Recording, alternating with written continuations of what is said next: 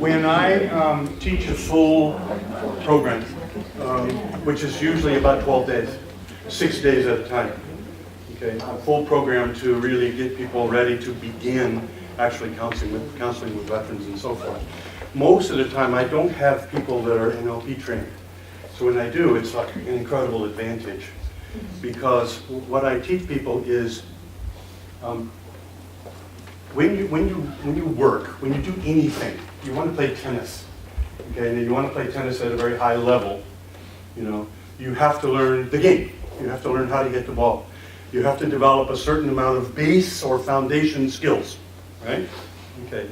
After that, when you have game, then you start to learn a whole new set of skills called strategies or techniques or observation skills or a lot of other things. But if you can't hit the ball, you're never going to do any good, right? You understand? Okay. So I know a lot of people who think that they can learn strategies and techniques and do a good job counseling. Well, I'm sorry, but no. If your foundation skills are weak, then stay away from my soldiers, because you'll be making the kind of mistakes that can cost their lives and possibly yours. Guys, you're working with people who are very skillful and very capable. They are very good observers. And it's not a good idea to make serious mistakes in basic communication skills. Okay? So I put together a set of, and these are things that you recognize, calibrations or state control. If a soldier says, I want to go kill people, and that bothers you, then stay away from the soldier, because you're worthless. Okay? If a soldier says to me, I want to go kill everybody, I say, me too. But we can't do that. We both end up in jail, so let's go kiss him instead. And the soldier goes, okay. Right? You understand? So if you can't maintain state, then stay away from soldiers, because they can. And a whole lot of what they say has warrior language in it. And it's very strong language. And psychologists have a tendency to think it's real. It's just, like some people say the F word as every other word. Well, for them, it's not cussing. It's just how they talk. You understand? So if I go, oh my gosh, you want to go kill everybody? Oh, well, listen, we need to talk about that, because, then it becomes serious. Before that, it's just a phrase. So state control. I work with so many counselors and so many doctors and so many psychologists, and my experience is in the Ukraine and other countries, and my experience has been the higher degree the person is, the worse they are as counselors. Okay, because they know too much. Okay, and they see something behind every phrase. And they make judgments about what this means, or what it could be, or what it should be, or oh, this is a schizoid tendency. No, sorry, this is a you're going to get dead if you don't do it right tendency.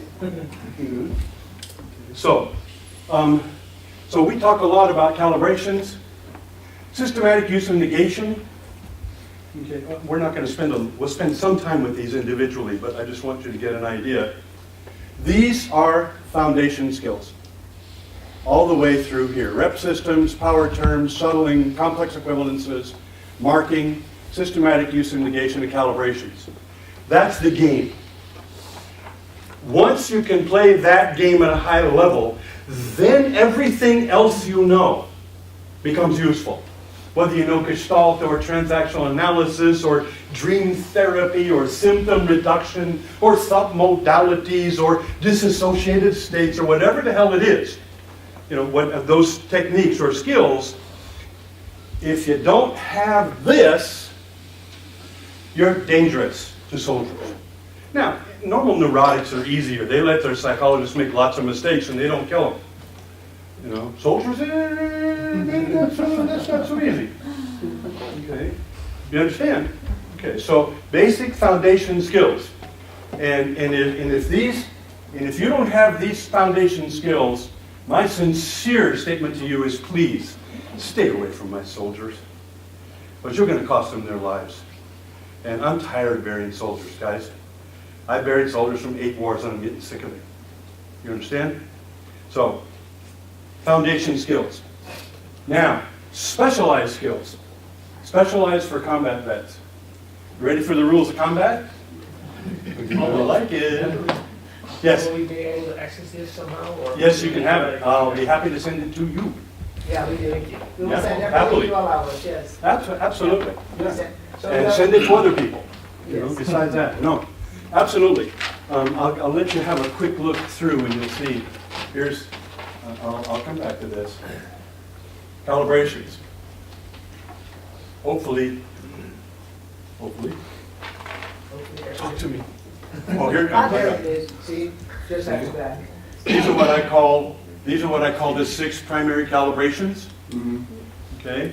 And you have got to be able to move between them in seconds in any structure, one after the other that you wish. If you can't, stay away from soldiers. Okay? This is a foundation skill. Without this skill, you are an amateur.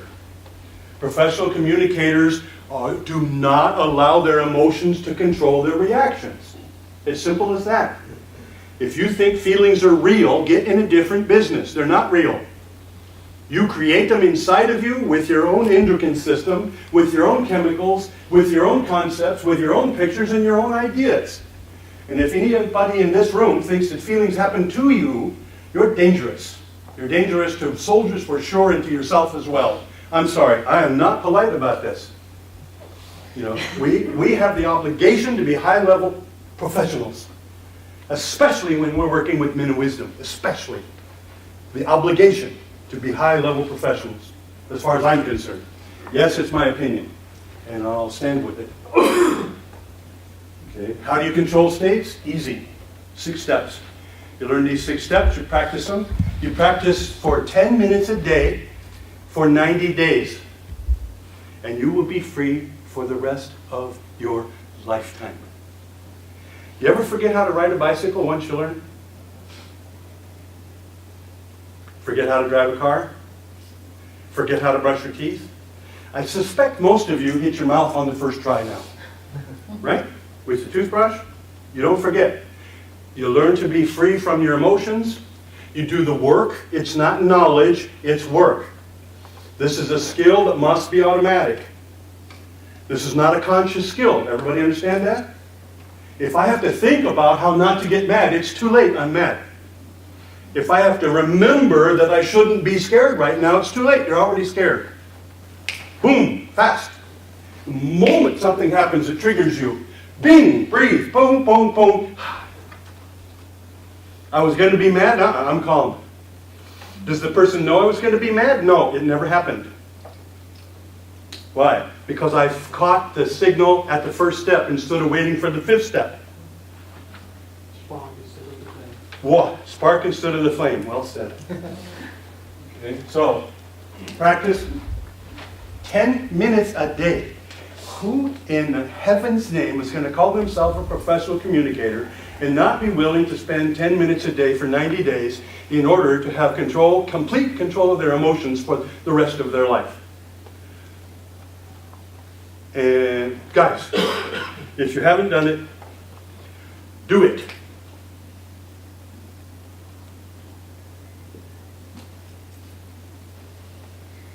How does language work? Guys, we know it. What's your problem? What's wrong? Don't be stupid. You hear all those words? Wrong, problem, stupid. Those are all keys. Those are all accessors. Those are all power terms. Okay? You see somebody who's nervous. And you go, what are you nervous about? Well, maybe they didn't know they were nervous. Maybe they thought they were excited. But you said nervous. Oh, okay, yep, I'm nervous. Don't get mad. You ever said that to people? Right? Really helps, doesn't it? You know? Don't get upset. Don't be afraid. Why? What's happening? You're using power terms to anchor internal responses. Okay? Use a negative power term with a soldier and run. Because they know what a negative term means. Okay? So I want to talk to a soldier. Do I talk about his problem? No. What do I talk about? What he's learning. You hear it? How did the war make you better? Interesting? You know another way to say that? What problems are you experiencing from your wartime? Is that an important difference? Yeah. Guys? Oh, yeah. It is the difference. Oh. We use language and we don't know how it works. And we're the shaman. We're the one responsible to know how language works. Language is powerful. Language produces life. You are what you think you are. You are a product of your thoughts. And how do you know what your thoughts are? By your talking to yourself. You use language all day long to create your life. Your life is what you think it's going to be. What you think is dependent on how you talk to yourself. You talk to yourself with negative terms, you will have a negative life. You talk to yourself with positive terms, you will have a positive life. Your choice. For heaven's sake. If we don't know how language works, it is the single most powerful tool humans have. And we walk around walking accidents because we don't know how the hell it works. You know, how did we learn how to use language? Who taught us? Parents. And then, of course, they were the top-level professionals. You know, we went to the best experts we could find. The drug dealer on the corner. Now, that guy knows how to talk. Nonsense. Okay, so, how does language work? Especially at the unconscious level. When you talk to somebody, you are always talking to two people. You know that? In one head. Humans have two ways to understand language. A conscious logical way and an anchor reaction way. Which one is more powerful? Anchor reaction way. And what does that depend upon? The nature of the terms you are using. They don't care about logic. They don't care about the facts. They care about how they react to your language. And if your language is full of negative terms, you are a poison person. And you are poisoning everybody you come in contact with. As you know poison people. You know people, you get in the room with them and in 5 minutes you're like, I need to take a shower. Who knows what I'm talking about? Yeah? You just know, whoa, yuck. Everything's wrong, everything is terrible. Life is terrible, everything happens to me. And you go, yo, shut up. I'm going to help you. Close your mouth and don't talk to yourself. You're going to be fine. People destroy themselves with their own inability to understand how language works. Language creates life. And we do it by accident. After learning from the top level professionals in the world, parents and your buddies. Whoa, mamma mia. Complex equivalences. Okay, what do I mean by that? The filters that we carry around in front of us. And every time we interact with somebody, they have to get through our filters. I call them bombs or jewels. If they trip over it, it's a bomb. If they use it, it's a jewel. Family. What is wrong with you? Every time we have this discussion, you say this, and that's just wrong. Hilarious. Okay? Love. Listen to. I had the wonderful opportunity to be a marriage counselor for a few years, and then I realized after 2 or 3 years of doing that I'd probably be beating up most of them. So I figured I better get into a different business. You know? It's like, he doesn't know what love is. What? Yeah, I don't know what's the matter with her. I think she ate something. Ate something. This man, you understand, and you listen to husband and wife argue. Divorces happen not because they don't love each other, because they have different complex equivalences. Oh, my favorite. Oh. And you guys all know the person who was, anyway, the other person in my family at the time, right? It's like, okay, when our son grows up, he's going to go to Catholic school. And my partner looked at me and went, huh? What? Oh, over my dead body? do. I go, what are you talking about? I went to Catholic school. And she goes, yeah, I did too. And I hated it. I said, I loved it. And she says, no, he's going to Baptist school. Over my dead body. So he went to normal school. Compromise, yeah. Compromise or, get a new wife. I figured, Anyway. Yeah, so I did that anyway, but later. Over something else.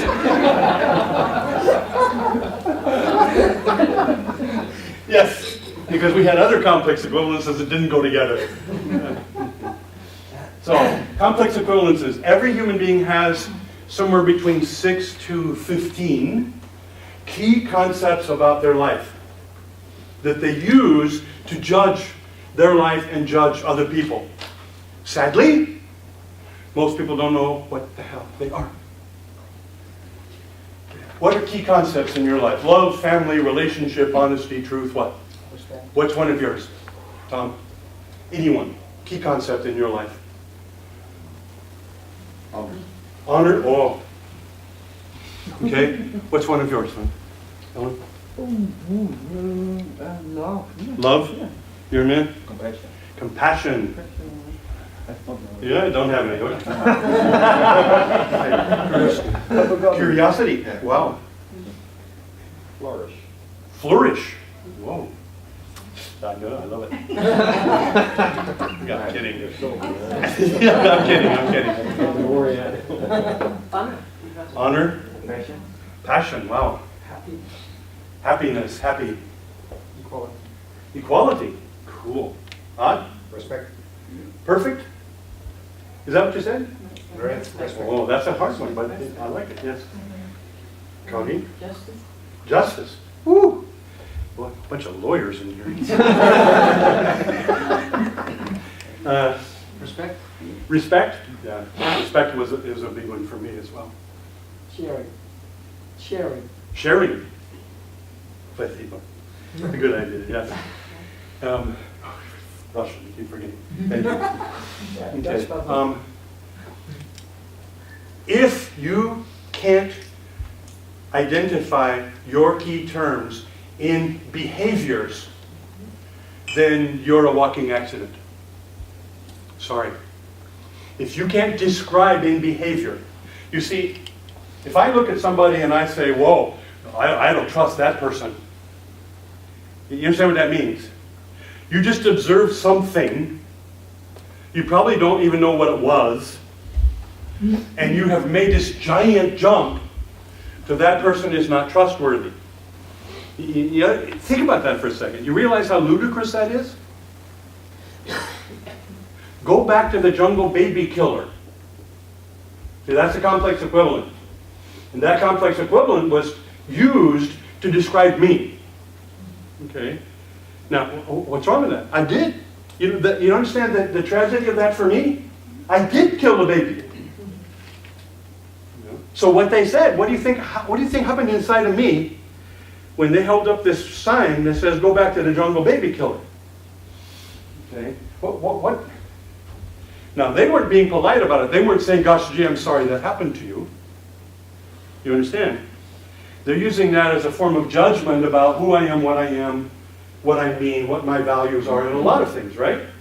Okay. So, one of the things that we used to say, and I didn't understand then exactly what it meant, was take your, different word, self, and come with me to the jungle, stand right there, and you make the decision whether to die with that baby or kill the baby. You make the decision. Oh, by the way, and it's going to cost you for your friend's life if you decide not to. You show me what you're going to do. Now you live that, and then you call me names. You tell me I'm bad. You understand? Now, you guys all know map and territory, right?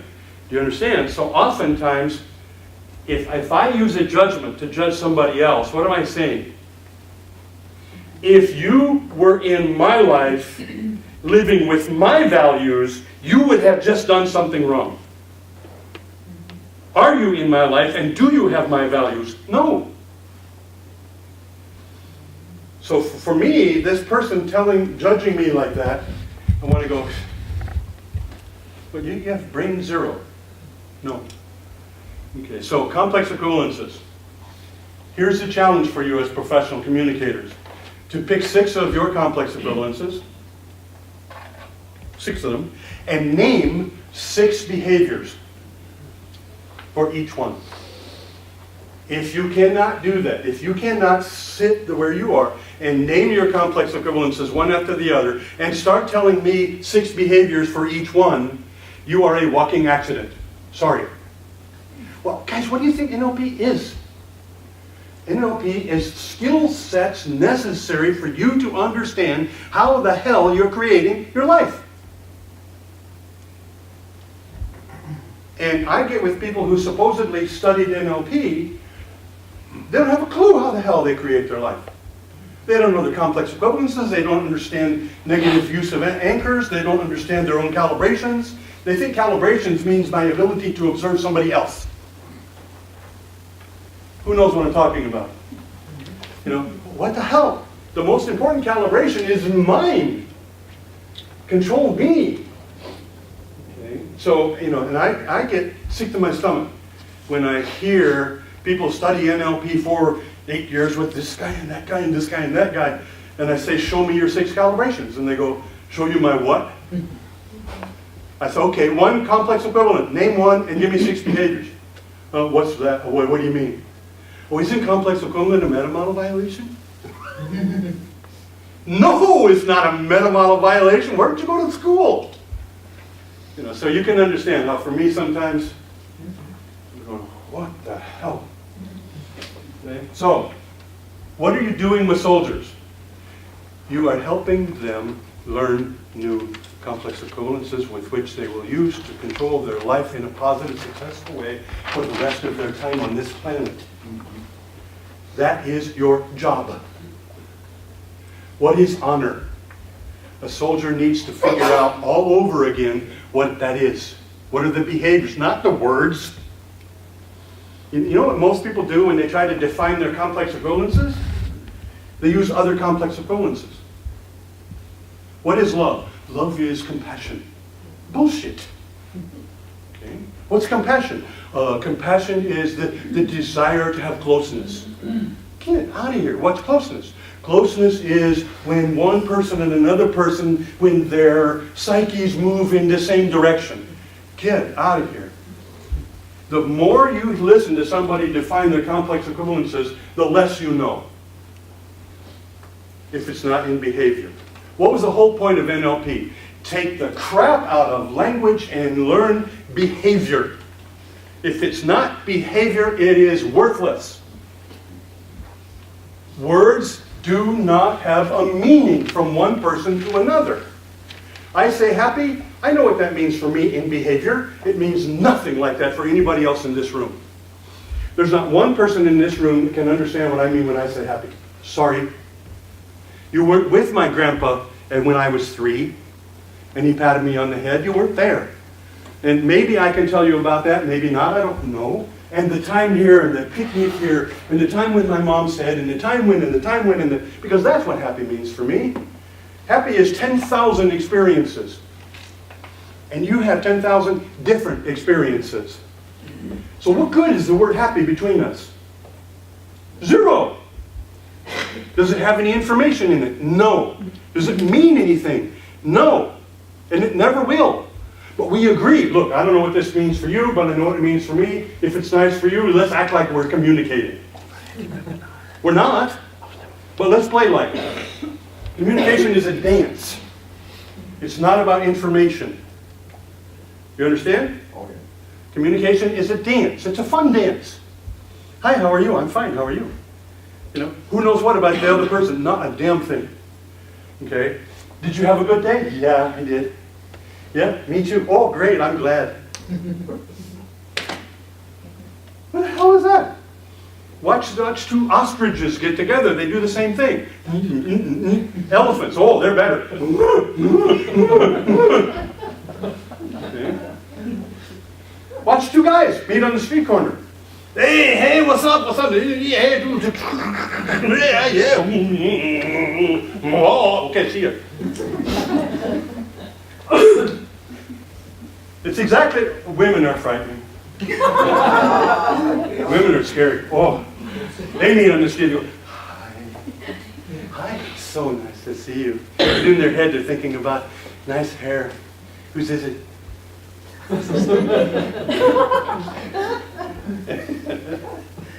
Oh, you look great today. 1920 skirt, good.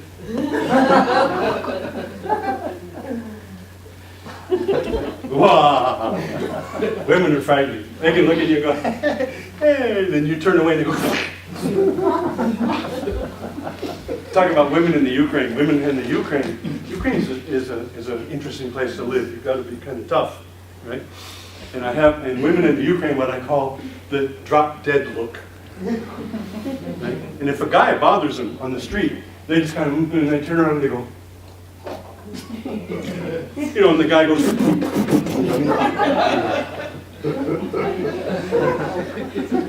oh, this look they have is like, you guys have that here? No. Ladies? No. Yeah. Oh, we don't know how to I call it the stop your heart look.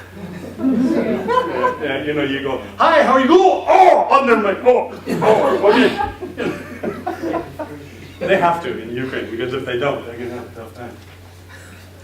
Rep systems. Yes, I know it's irrelevant. Nobody likes them. They've proven wrong in the whole thing. And they are absolutely the best tool I've ever seen. And if you don't know all the patterns of rep systems, you don't know NLP. Sorry. And if you had a trainer that glossed over rep systems, they stole from you information you should have. It is valuable, wonderful information. Is it truth? Is it? No. Hell no. It's a model. But it's a model that gives you an incredible amount of useful information. Person walks in this door. I see him. They walk in and they do this. And they go sit down. When you talk to that person, you're going to talk fast or slow? Come on. Fast. Fast, of course. Why not slow? Because they will get sick to listening to you in about 5 seconds. Why? What's the very likely primary rep system with that person? Visual. So do you get really close or do you stand back? Okay. Do you stand above them or equal? Okay. What kind of predicates do you use? Visual. Let's look at this. Show me this. What do you think about this? What do you think? Oh, look. Let's look at this. Okay. Visuals draw pictures in the air, and the kiddos are fun because the kiddos are going. What are you talking about? Well, it's right here. Look, the graph is here. It starts over here and goes down like this. Okay, you got it? And the kiddos are going. I don't see anything. And the visuals are going. Oh my God, are you retarded? What, you can't see this? Like there's nothing there. Right? So rep systems, great skills. So let's go. Are you ready for what I promised you now? You sure? Okay, I think. Actually, it's actually there. Here we go. Whoa. Would you come back? Back to the rules, please. Rules, fine. Oh, okay, let's try it again. He doesn't want you to know. Okay, I think I just was pressing too many buttons too quick. Wait. Okay. That's good. Rules of war. Rule number 1, stop in chaos. Anytime I'm walking along and something isn't right, something's missing, a sound is missing, this little patch of open ground is, wow, dangerous. This is ambush country. Okay, and I get ready to cross it, no. Okay, so stop. I hear a noise, or I see something, or I don't see something I should see. Bing, stop, boom. Don't move. In the jungle, if you're standing still and you're all in green and camouflage, you're invisible if you're in green stuff, right? You move, you're dead. You understand? So don't move nothing. Eyeballs. And you're examining, you're listening, you're smelling, you're moving to number 2. Examine the territory. Examine everything around you. What is it? What's wrong? I walk in between buildings. There's 200 windows. One window is popped open this far. Bing! Alarm goes off. What the hell? Okay, why? What's dangerous about that?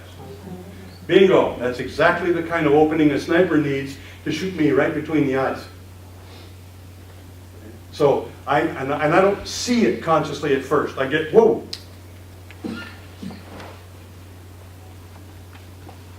Whoa. Examine that, look around for other things, smell, hear. I walked into an opening.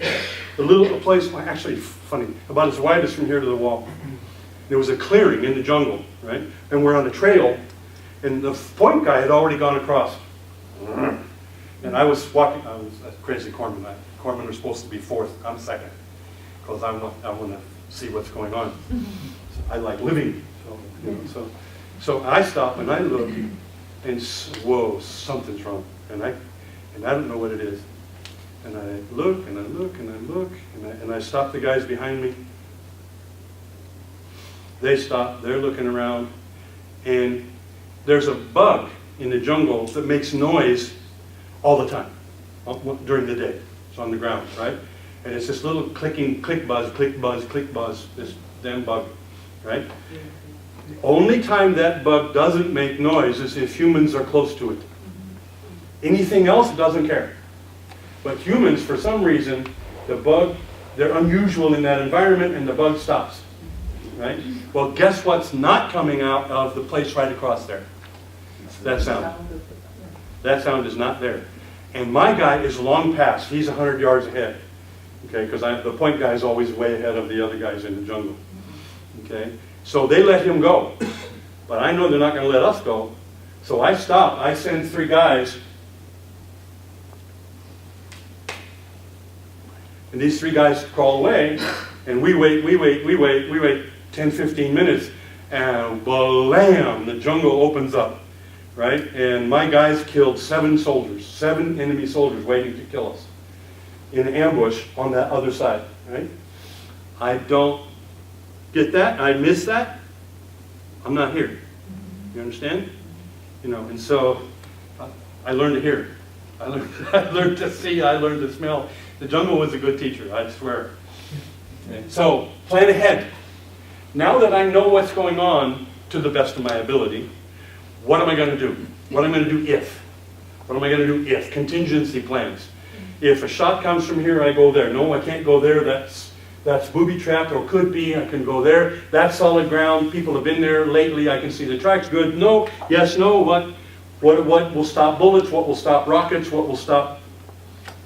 So I am a planning maniac. Now, that's 3 steps later. My plans are irrelevant. New plans. 3 steps later, new plans. All day long, every day. You're not planning, you're dead.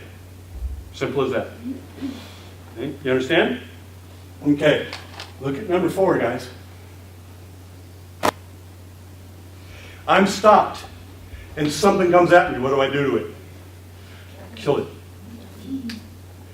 No thoughts, no questions, no judgment, no decisions. The decision is already made. I'm stopped. Something comes, boom, game over. Kill it.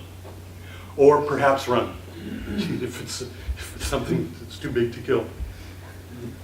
Okay, so do you understand? We were charged by an elephant once. You know, and it's like we're in a rice paddy, crossing the rice paddy dikes, and we hear this woo, woo, woo, and you go, what in the hell is that? There's a greyhound bus in the bushes. You know, no, it wasn't a bus, it was an elephant. And for whatever, it's a trained elephant or something. The next thing I know, he's running across the rice paddy. We're going, what do we do with this? You know, so when we start shooting, of course, you know, and he doesn't care. It's an elephant. You know, like chunks are flying off and he's still coming. You know, and then we had a guy, So I know, probably shouldn't tell you that's a gross. We had a guy with a rocket launcher, hit him right there. Elephant was everywhere, all over us. But everybody lived. Except the elephant. Elephant didn't do well. Had a bad day. I think we were about to have a bad day. So, act when threatened. Wow, here it is, guys. Be trustworthy to proven friends. Proven friends. Proven in combat. That's the only way to prove. You saved my life in a combat situation, I'll have your back. You know, and we had a situation where every guy had at least 2 or 3 guys that they trusted. We had 12 guys with us, but you didn't trust everybody. You only trusted the 2 or 3 guys.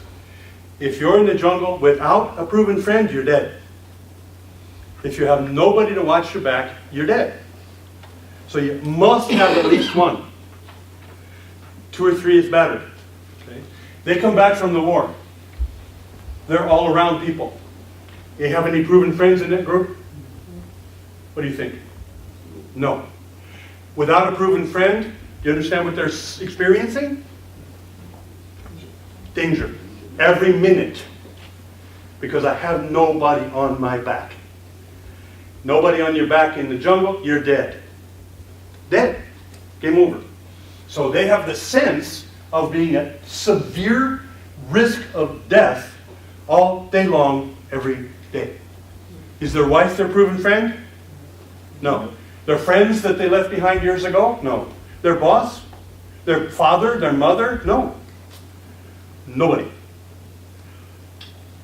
Not an easy experience to have. Proven friends. Look at number 6, guys.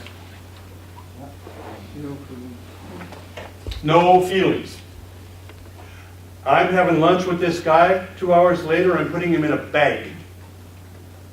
And I look at him, and I've seen the soldiers do this.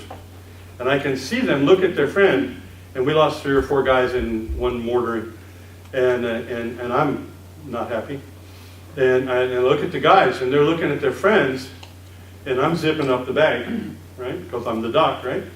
And I look at them, and they look at me, and we look at each other, and you can see them do this. And go have lunch. Okay? Lock it up. Put it away. Okay? You feel it, you're dead. You feel it, it distracts you. You feel it, you become angry. You get angry in the jungle, you're dead. Everything is simple. The rules in the jungle are wonderful. They're simple. They're black and white. You follow the rules, you live. You don't follow the rules, you're not here to talk about it. So, most of the people don't understand how easy psychological rules are in the war. There's no nuance, there's no maybe, there's no I don't know whether she meant it or not, or whether he was serious or not. I don't know whether they actually meant, but none of that. You understand? Clean. Clean and healthy and survival oriented. Guys, I loved it. It was the first time I ever experienced being in a real world. In a real world where people actually meant what they said all the time. Where communication, we didn't play stupid games with each other with subtle communication or anything like that. No. It was beautiful.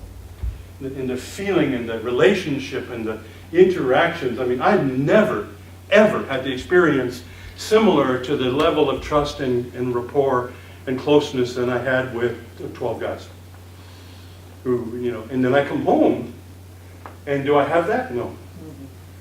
Am I alone? Yes. Is that frightening? Absolutely.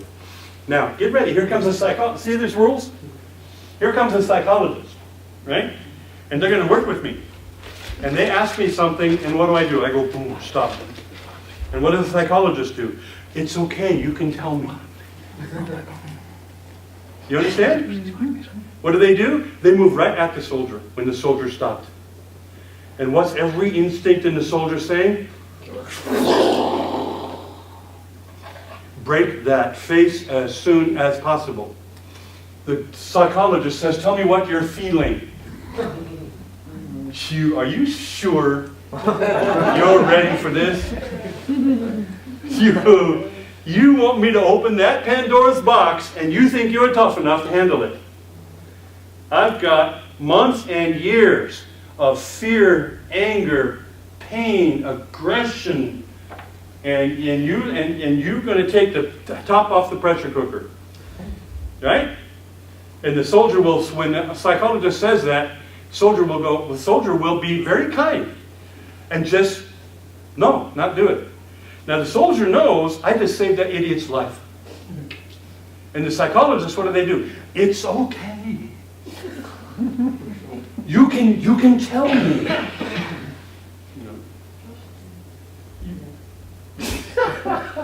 You can tell me. Oh.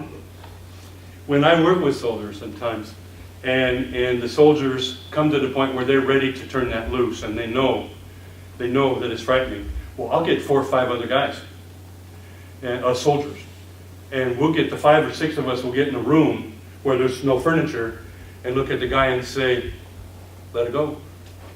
And we fight for hours, and we hold him down, and he screams, throws up, fights, bleeds, and just turns it loose. And it is one of the most beautiful, beautiful things I've ever seen. And I'm proud to have been involved in that process quite a few times. And in an hour, they've turned it loose. Now they're ready for next. Now they're ready to begin thinking about what they learned and what's better and what's valuable and so forth. And if you're not ready for that, don't do it. I'm pretty physical, but I'm not going to take on a soldier that's exploding, not without help. I've tried it a time or two and had a few bruises in the process. But, so no feeling.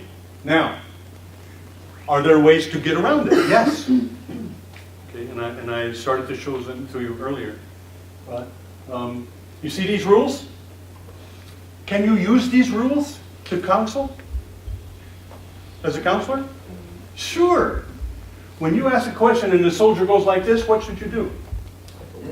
Shut up. What kind of calibration should you have?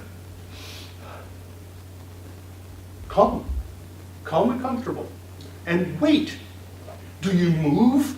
No, unless you want to be dead. No, you wait. Do they want to answer you? Yes. And after they've checked everything out and planned ahead, they will come out and answer you. Why? Because it's a success-oriented system. You follow the rules, you win. It's beautiful. If you know how to use this as a counselor, it's the key to success with soldiers. Now, over time, they're going to learn to use other rules. But throw this away? Never. I have this. I can turn it on like that whenever I have to. Happily, it's almost never, but I can do it, and I never want to lose it. And psychologists tried to convince me for 10 years to let it go, forget it. Forget it. No, I don't want to forget it. So, the rules of combat.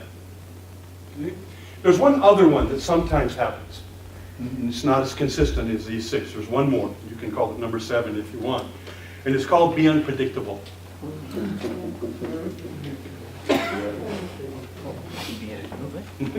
Sounds like a few of you know this one. Drives wives nuts. Right? Because no matter what the soldier says he's going to do, he doesn't quite do it. He's early, he's late. He forgets the day, he comes on the wrong day. He brings the wrong thing. Why? You ever become predictable in the jungle and you didn't come home? You ever do the same thing twice? You're dead. So the wives go, what's the matter with you? Are you crazy? And the husband, he can't say, look, every time I don't show up like that, I just saved your life. He doesn't know that consciously. He just feels it. He just senses it. You understand? So instead of being congratulated for saving his family's life, what does he hear from people? What's the matter with you? You can't read a clock? Why did you do that? You never do what I ask you. Of course I don't do what I ask you. I love you. I want you to live. And again, do they get congratulated for that? No. They get told what's wrong with them. Oh. What do you think, guys? Interesting? Yeah. Yeah. Can you use these rules? Absolutely. The thing that I hope you understand is that this is a wonderful, predictable, success-oriented set of psychological rules. It's not bad. It's wonderful. And for soldiers who learn to live by these rules, especially in war, oh, psychology no longer interferes with what you have to do. You understand? You understand what I mean by that when I say that? What does it really mean? Am I okay? Am I not okay? Do they love me? Do they not love me? Irrelevant. Okay? I got rules that put my focus in killing the bad guy and staying alive in the process. And that's all I need them for. And they're perfect. It's comfortable. It's nice. It is so nice. I miss this rule system in my life. And believe it or not, what we do is we build this rule system in drug addicts during treatment so that they have this available to them. Because they've been in war too. They've just been in a different kind of war. Okay, young people.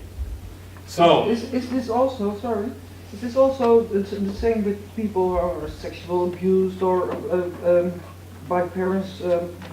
if it's long term, yes. Yeah, Yeah, if it's long term. The kids that grow up in incredibly abusive Yeah, families, they'll revert to this with a certain group, sometimes a certain group of friends, or a brother and a sister or something. Yeah, I recognize this. Yeah. I work. Yeah. It's the only difference is with soldiers, this is very definitely success oriented and they know it. They don't know what the rules are. They can't tell you the rules. But they know that living in that situation with these rules was good. Was good. And that's one of the reasons why it's a little bit different than abused kids. They don't know it's not good. They don't know it's good. Or soldiers do. Okie doke. How we doing? Everybody okay? Yeah. I know I'm giving you a lot of information in a hurry here. What I want to do is I want to get past the information part so we can start practicing certain skills together. Yeah? You ready to do that? Yeah? Okay. Let me find...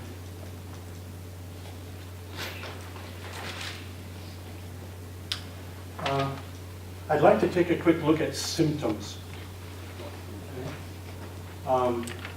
And I'll give you my prejudice about symptoms. I have the NLP bias about symptoms, and I think that most symptoms are a communication of some need or some desire or something that needs to be dealt with or finished or whatever. You recognize that from NLP, right? If you have consistent headaches, then taking aspirin for the headaches isn't going to do a hell of a lot. You're still going to have them. So let's go and let's figure out what the message is, what the communication is, and how to solve that communication at a much more basic level. I think the same about most symptoms. When you follow the process of, in fact, let's do it the other way. I'm gonna go the other way. Here's the, people ask me this question: what do I talk about with a soldier if I'm not talking about problems or solving symptoms, or if I'm not fixing them, then what am I doing? Okay? This is what you're doing. These are the discussions of transformation. You're going to go home. What's your plan? There's planners. You're using their system. What's your plan? What are you going to do during the day? What are you going to do during the evening? How are you going to look for a job? How are you going to reconnect with your family? What's your plans? If a soldier doesn't have a plan, they're in trouble. You understand? They are planners. Now what happens sometimes for soldiers is when they go home, they don't know how to plan for home. So they don't. And so what happens when they get home? They are lost. They're lost. Why? Because they don't have a plan. So I sit down with the soldier and go, let's play. Does that fit their rule system? Yes. You see? So I'm asking them to use their rule system to start getting involved in their life. Then it gets so much more interesting. One of the things that soldiers don't know sometimes is that if they had families, that their families have been at war too. Okay, for the soldier, I leave my home, I go to war. I come back and I step in the door. For the soldier, that's one day. I was home, I was gone, I'm back. You understand?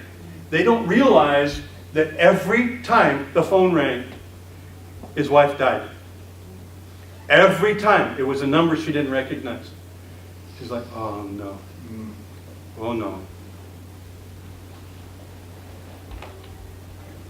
Hello? You understand? Wife died hundreds of times. Every time a person in uniform starts walking toward her. Oh, is this it? You understand? That is incredibly traumatic. Soldiers, they don't know that. They've been busy, right? So they come home and they go and they're like, oh, well, it's all like it was. No, it's not like it was. The kids don't listen to the dad. They don't even know this guy. Plus, the guy that came home is not the guy that left. The wife knows that in 2 minutes. Uh-oh. Who the hell is this? Same body. Do I love this? Do I know this? Who is this? You understand? What needs to happen when a soldier comes home is they need to realize I'm coming home to a new situation. Now, the kids like, they say, oh yeah, it's dad, right? And the wife says, and the dad says, do this. And the kids kind of look at him and they look at mom. Should I do it? Yeah. Right? And the husband sees that and goes, why are you looking at her? I told you to do that. Mom!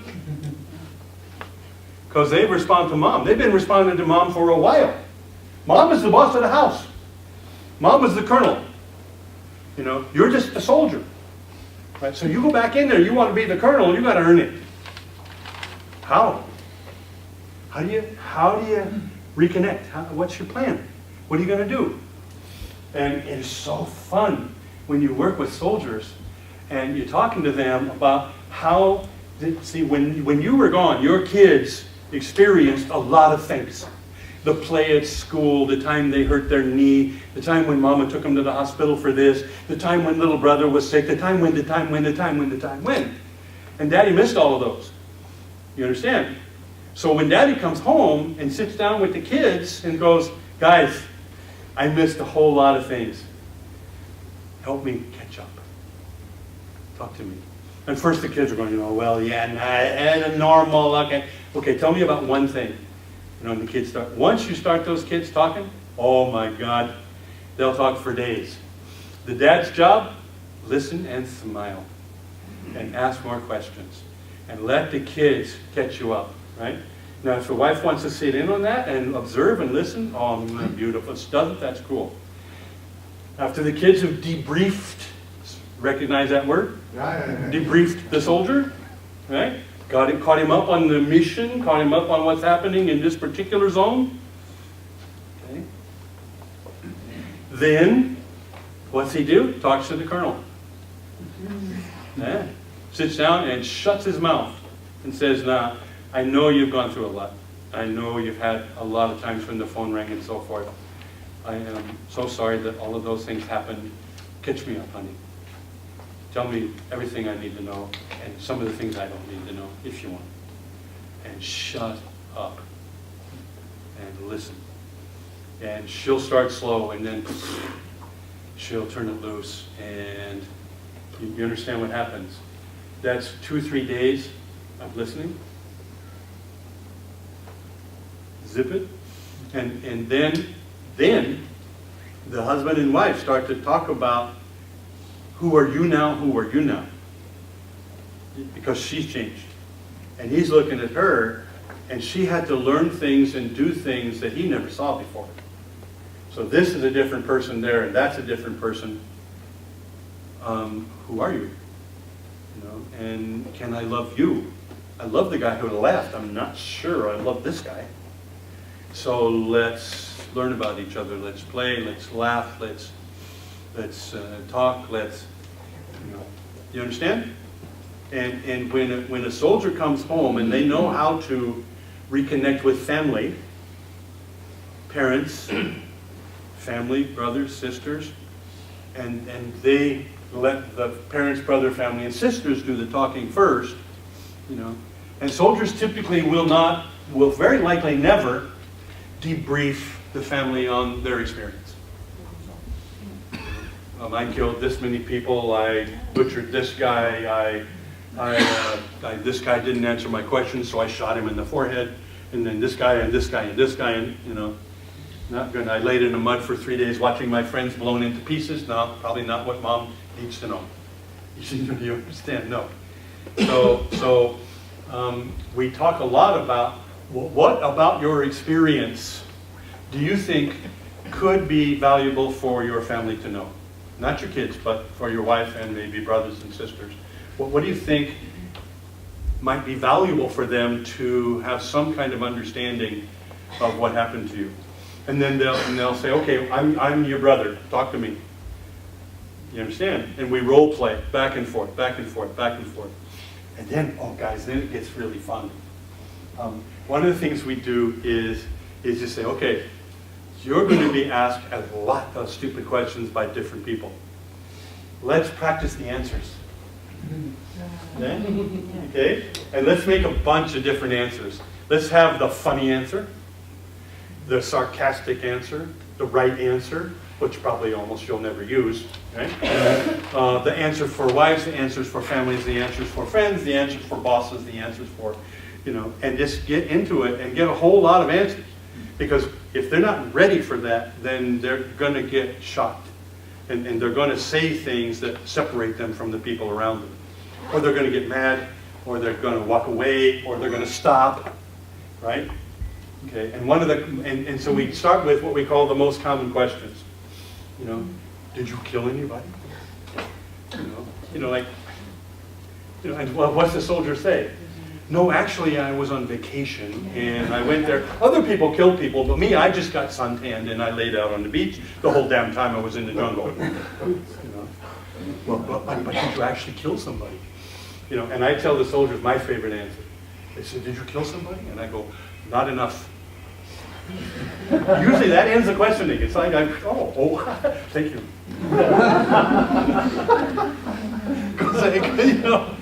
No, actually, not enough. Well, thank you. Love it. The question's finished. So, we make up fun answers, and we make up silly answers, and we make up accurate answers, and then we start using the answers, and especially the accurate answers, as beginnings for conversations. You understand? Yeah? So it's like, and so it's really fun because, and then we start talking about scenarios, things that will happen. So first question, second, scenarios. You're at work, okay? You've got a horrible job and you don't like it, and your boss is a jerk, and your boss is going to come up to you and yell in your face. Okay? Got it? Okay? What would you like to do? Damn, I'm glad you asked that. I will break every bone in that person's body. Okay? You say, oh, me too. Good. We can't do that one even though we'd like to because we're going to be in jail while he's in the hospital. Okay, so what else can we do? And what else? And what else? And what else? And you get 8 or 10 elses, and they start getting funny. And they start getting skillful. And they start getting accurate. And after they got 10 answers, I go, okay, well, which one do you think would be best for you long term? Oh, I think this one. Oh, good. Which one would be most fun for you short term? This one. I said, yeah, okay, I totally agree. Probably not going to use that one. You understand? So you take all of these situations which can be difficult, and you plan them all. And you make it fun. You understand? This is not horrible, oh my God, what am I going to do with this problem and this? No, this is fun, you know, and like, you know, like, how can you startle people, you know? We talk about the guys go and they go to play football with their friends, right? And their friends are like treating them like they have leprosy, right? And so every time I kick, the veteran kicks the ball, boom, the other guys get out of the way. You know, they don't want to piss him off. You know, he might kill you, you know. And so you see that and you look at him and you go, hey, that's good, because if you get in the way, I might kill you, you know. And you start laughing about that. You know, it's like, you know, because if you actually say that to your buddies, the guys who used to be your buddies, you say stuff like that, sooner or later they'll start laughing too. And then the whole thing goes away, little by little. You know, so you just, what is every possible situation where your reaction can have consequences that are negative for you? Play them, laugh them, work them. They're not serious. It's just communication, you understand? And they learn that, and they learn, well, you know, hey, the guy comes up and says, you kill anybody? And you go, yeah, a lot of people. Thanks for asking. You know, did he kill a lot of people? Who knows? Who cares? You understand? Is that a tragedy that you were asked? No. How will you change for the better now? Better than you ever were before. Because you're in the process right now of learning and development. And what's going to be better? And how? And what do you think? What's going to be better about you now than it ever was before? You know, the guy goes, huh? You know, I don't know. Because they haven't been thinking like that. Do you understand? So when you ask the question, what do you think happens? What happens in their head? Better. I don't know. He'll have to make a picture of himself getting better or Oh, experiencing exactly. things or- Okay, and they goes, well, I don't know. Okay, well, we'll talk about it next weekend. What do you think they do for the following week? Better. So when do they come in next time? Okay, hey doc, I thought of 3 things, okay? 3 things that I'm better. And you go, wow, that's great. You know, I wonder if those things can actually lead to other better things. Yeah. Okay? You understand? So you hear the assumptions, you hear the whole point of all of your discussions are not about what's wrong. It's about what's right now or going to be right soon. Okay? Oh, what challenges will you have? The boss and so forth, you know. What's going to be difficult? What do you think? And they go, oh, I don't know. Well, how about this situation? How about that situation? What do you think? Oh, Jesus, yeah, that's going to be a pain. Let's do it. What are some good choices, some good results? Some good ways to move through that situation successfully. Not, how can we avoid that problem? I hope you understand how important the concepts and the language and the direction and the ideas are. Because soldiers deep inside of themselves, they know they are better than they ever were. They know. They don't know how, and they haven't figured out some of those things, or most of those things. But somewhere deep inside of them, they know, by God, I survived in hell. And that makes me bad? No, that doesn't make me bad. That makes me a person who was capable of surviving in hell. I lived, I made it. Most men go to war with an issue. And that's like, am I a coward? When it's time for me to stand up, will I be able to do it? You understand? When it's time for me to risk my life, will I be able to do it? I went to the war absolutely sure that I was a coward. I was raised to be a coward. My family made sure of that. And my mother's left hook. She's like, ooh, good. I never got the idea that she wasn't right-handed. And it cost me for years. You know, I'd go, whoo! And she'd go, boom! Because she'd come in like this, boom. Fake me out every time. So, I went to war sure that I was a coward, and spent, You want to eat around 1:45? good, Yeah? okay, 15 minutes and we'll go eat. Yeah. Okay, so I'm waiting the whole time for it to happen, for the day to come, when everybody in the world would know that I'm a coward, because I knew already. Okay, so of course, you know, like 4 months after I'm in the jungle, the day happens. We're all spread out going down the hill. I'm up on the top, because I was in the back that day. And all of a sudden, the war starts on the hill. Shoo, pew, pew, pew, pew, boom, boom, boom, boom, boom, and an ambush, obviously. And of course, what do they start? Yelling. Dog, dog. I said, God damn it. I'm on the top of the hill. I'm safe.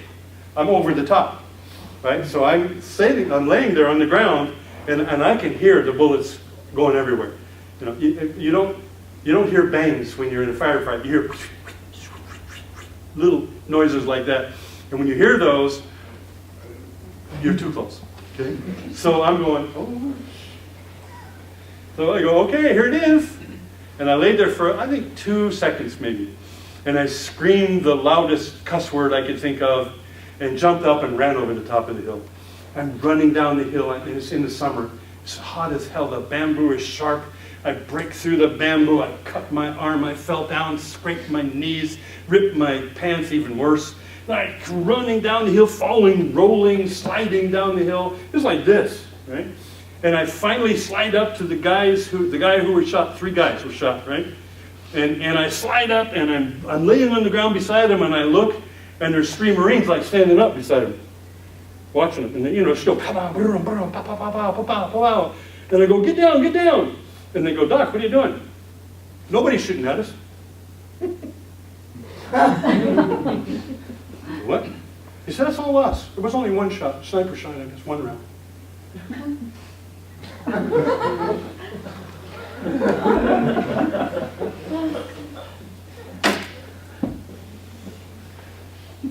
My day was a mistake. So, but what did I know? You want to I went. Because for me, I was sure I was running into hell and I didn't expect to survive it. So that day was very, very important for me, even though it was a joke for everybody else. Yeah. So 3 months later, you know, when I tried to be a coward, we're all spread out in the jungle, and there's a corpsman up front, and I'm in the back again. I like the back. Okay, after being in front for 6 months, I'm in the back. Okay, so the front's the place you don't want to be. So all of a sudden, boom, a whole ambush starts up there. You know, and this is real. When I can see the guys, they're all on the ground, bullets are flying, and they start hollering, Doc, Doc, Doc. But there's another Doc. Doc Santos, my partner, is up there, and I see him start moving, and I go, yes, Doc, go get him. Right? So I'm standing there, and the guy behind me starts screaming, ah, out on the flanks. When you move in the jungle, you have 2 or 3 guys out about 50 yards on each side of you, moving through the dense jungle to keep you from getting trapped. Okay? So one of the flank guys is hurt, and they go, oh, thank God, he fell down, he hurt himself, something, you know, because there's nobody shooting back there. So I go, oh, I got to run over there, you know, so I'm, oh, thank God. So I go over there, and I'm crawling through the crap, and I find him, and I turn him over, and he's got a hole right through his lung, and the blood and the air is seeping out of his lung, and I'm going, who the hell shot him? You know? And I'm bending over, and I'm trying to find, we used battery packs because they were plastic, and you could actually, because you had to stop the air from getting out, and bandages don't stop the air, so I would take battery packs and put them over the top, and then use the bandages on top of that to stop the air. So I'm working on them, going, what's wrong here? You know, and I look up, and about twice as far away as the wall is a black slit on the floor of the jungle. It's a line. There's no straight lines in the jungle. There's a straight line on the floor, right back there, on the ground. Right? And as soon as I notice it, it lights up. And there's a damn machine gun in there, an enemy machine gun in a bunker. And he's got me, I'm toast. And so I hit the ground, and there was a little bit of a mound. And I slid down the mound and I grabbed the guy and I tried to pull him down. But the safe distance is about like this. So he's shooting here, and I'm catching a round hits my helmet, and a round rips my shirt, and a round hit me in the arm. And I'm trying to pull the guy down, and he's shooting the guy again. And I'm trying to get him down, and what a machine gun does if they have you like that is it's sand, right? And so they just go back and forth, and each time they go back and forth, they lower the hill. Okay? So he's going back and forth, trying to get me, because he knows I can't go any deeper. And every time he goes back and forth, it's like ching, and then ching, and then ching, ching, ching, and then, great, I'm dead. So I said, the one time I tried to be a coward, right? I'm going to get killed. So then my guys went around behind, they threw a grenade in the hole, and they took care of the bad guys. And the lieutenant comes running up to me, and he says, Doc, that was the bravest thing I've ever seen. You ran right in front of that machine gun to get Paul. And I said, Lieutenant, easy. He said, I'm putting you in for a Bronze Star. That was incredible. You know, I go, Lieutenant, and he goes, what? And I go, I didn't know the damn machine gun was there, and I was trying to run away from the war. And he looks at me and he goes, what? So can you imagine?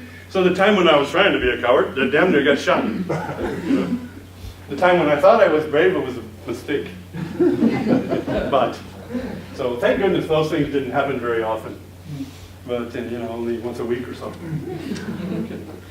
Okay, so, craziness. You recognize the power of these issues? I think. What have you learned about yourself? You understand? When I started talking about that day, what had to happen in me to run over the top of that hill and bust through the bamboo tree lines and carve my arms up and to get to that guy, and I started to finally accept that bravery is not the issue. Is will I go when I have to, when it's right to go? And I finally understood, yes. And that's been a wonderful gift to me since. You understand? I mean, I don't fight. I don't like to fight. I get scared in a fight. I walk away from most fights. But when it's necessary, I go. And that for me has been a great gift that I got from that situation. But it was 15 years after the war when I finally figured out what that gift was and what it meant. And why? Because I had people asking me this question. What have I learned about life? You remember The Secret?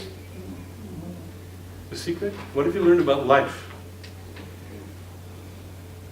I've learned that it's bullshit. Life's the concepts, the values, and so forth. And when I first articulated that, I was distraught. It's like, wait, you mean life has no value? You're just here to eat and die? And that's it?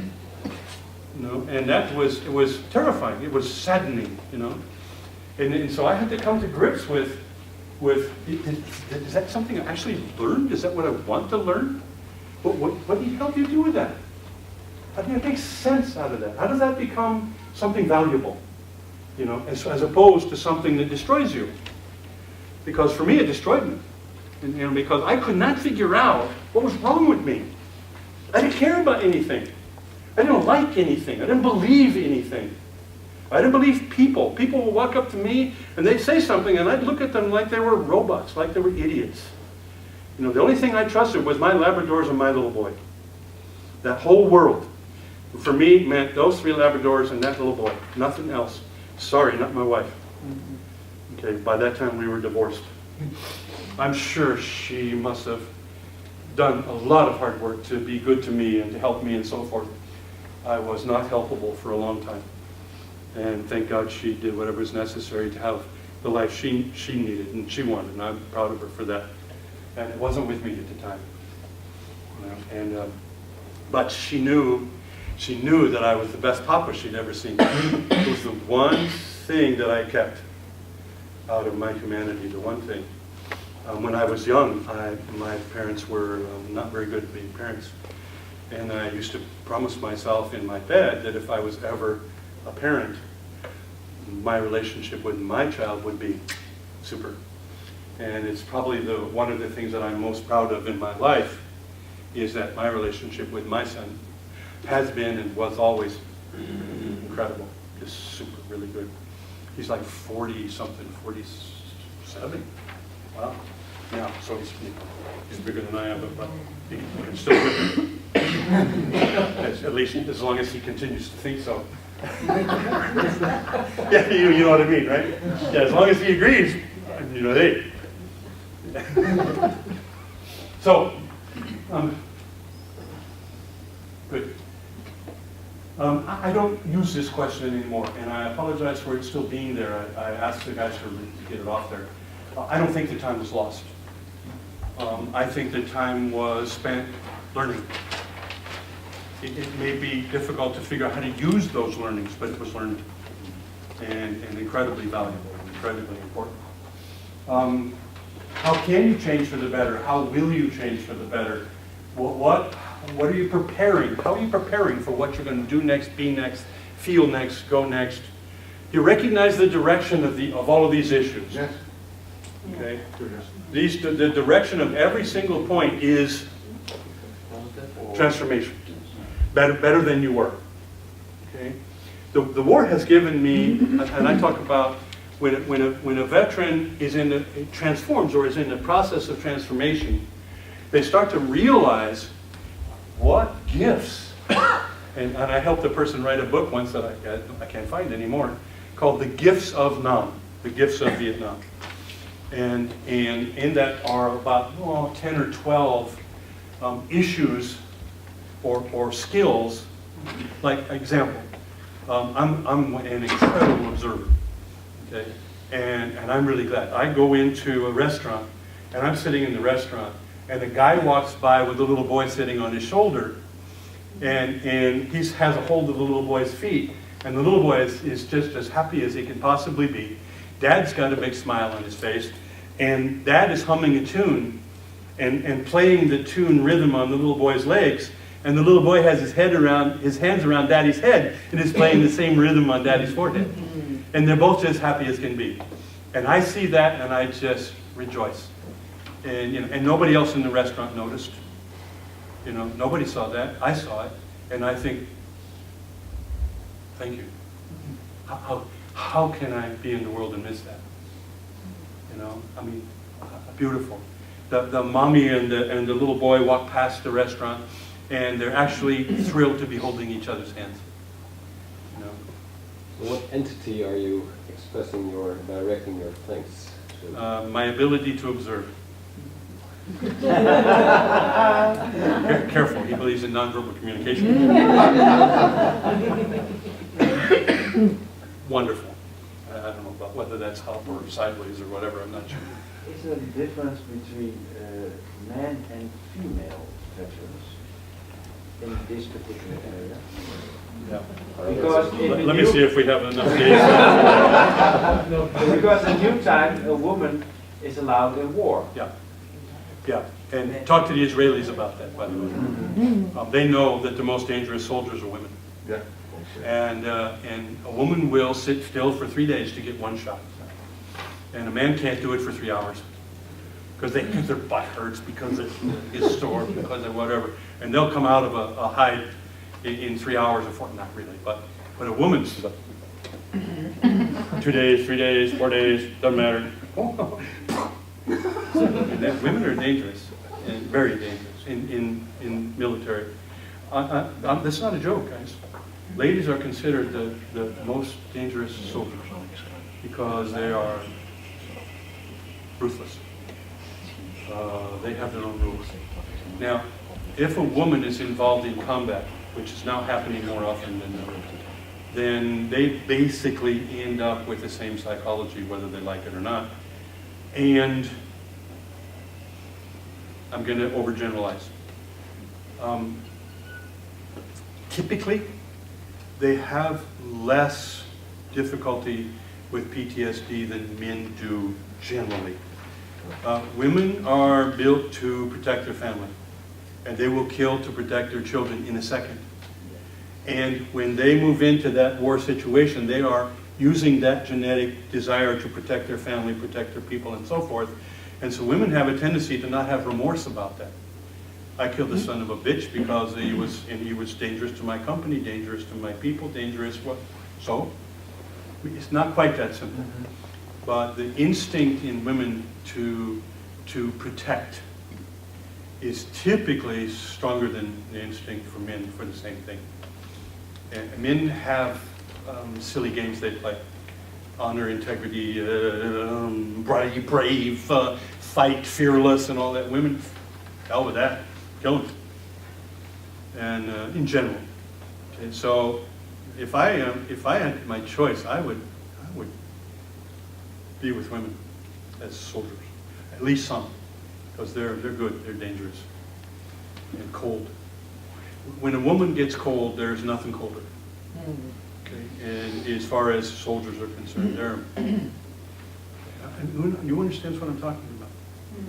Women are incredible. I like women in the sense of who they are, how they work, what they do, and so forth. I think women do most of the work and create most of the good in the world, and are very gracious to let enough men think they're actually doing it, when it's really the women that are making the world a better place. If we get the women in positions of leadership where they belong, we'd be a whole hell of a lot better off. Because women are smarter, stronger. Men grow up to learn to use their fist to solve problems. Women grow up to use their mind to solve problems. Are they less prone to the PTSD? Is that maybe? Yeah. Yeah. Yeah, exactly. Yeah. You can't go 90-10. No. It's more like 60-40 as far as the balance and whether PTSD affects them or not.